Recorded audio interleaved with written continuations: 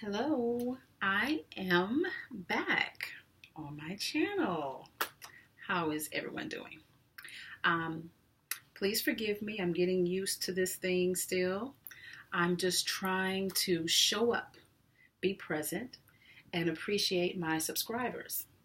Now, what I'm speaking on today is how it is to be in the beautiful 40-ish stage of life. Okay, so I'm going to speak on my grays, my skin products, and what I use. Right now, I'm barefaced. Till I have no makeup on. I'm getting new gray hairs on along the edges, and they're in the back too. But the left side of my head actually has more gray than the right side of my head. These are actually new hairs that are coming through. And I put my hair in Bantu knots. I did a video earlier about that. And I actually have a mohawk. So with this style here, I use the Bantu knots. It prevents me from having to use rollers. And yeah, it doesn't stress me out. I don't like to have too much that I have to do to my hair. So it actually, it does a little straightening at the roots naturally. A little slight pull, so when my hair dries, I don't have to deal with so much kinkiness and tension. So, because I don't put heat to my hair, I don't like hair dryers, I don't like flat irons. So anyway, let's go. Let's get this started. So I've been asked by a few people, what do I use on my skin? Well, I am in my 40s, which is a beautiful stage of life, and what I use is very simple. Now, people can choose to use other products such as I'm not going to name any. But they can choose to use products that they can go to the pharmacy and get. I'm looking at in two different directions, so I do apologize. They can go to the pharmacy. They can go to the makeup counters and get other skin regimens. Mine is very simple. It's not complicated. I buy products such as black soap, and I will use that. And the one that I have here, this is a very natural black soap. I have a little bit of actual cornstarch in it because I form my own. So I like to get the black soap that's in a container like this, and then I form my own soap. I form it into a ball. If you don't want to, you can just get a little bit and wet your hands, get a little bit, and massage it over your skin. It can be your face, it can be your whole body. I use it all over. The thing about black soap that is marketed in a box, not a paper bag, not plastic, not a container, but in a box, is that they usually leave out the charcoal. And the charcoal is actually the element in black soap, along with the palm oil, that makes it what it is. The charcoal effect actually gets rid of a lot of bacteria. So if I have a cut, one of my children has a cut, or if even acne, I see them breaking out with some pimples because they haven't been washing their face well enough, or bumps on their back. I use black soap, and the charcoal in it actually gets rid of that blemish or that irritation to the cut that they've had. In less than 24 hours. It removes all of that bacteria. There's so many different brands of these. I don't want to promote a brand at this time other than someone that I may personally do business with. But black soap is phenomenal, and I prefer to get the kind that I have to form into a bar. Some markets will have it to where you can buy them in a brown paper bag. They're about like this tall, and you have to cut off chunks. You can choose to reheat it, do a double boiling method, and you can you can melt it down, and you can put them into soap molds if you want to. I just form and pack them by hand and shape them, and the way that I want to, but I will use a little mold, something that's already the shape that I want. It works, okay? Silicone molds are great. The kind for candle making, excellent for soap. Now, something else that I use, because I'm trying not to show brands, is an astringent. I use a very simple astringent. I have mixed some with a little bit of a treatment that I use for my scalp. But good old-fashioned And I have a lot of bottles of these. Good old-fashioned green alcohol. Just the wintergreen alcohol. That's what I use, along with the Q-tip.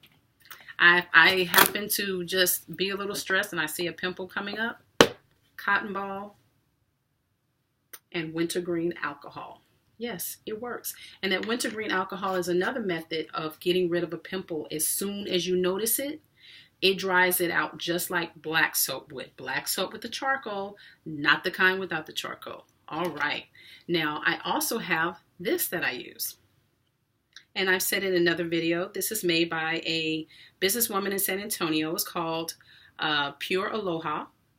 She makes this. It's a blend of tea tree oil, rosemary, and lavender. It's a hair rinse. Well, I also use it on my skin. And I'll show you the mixture. Just one moment.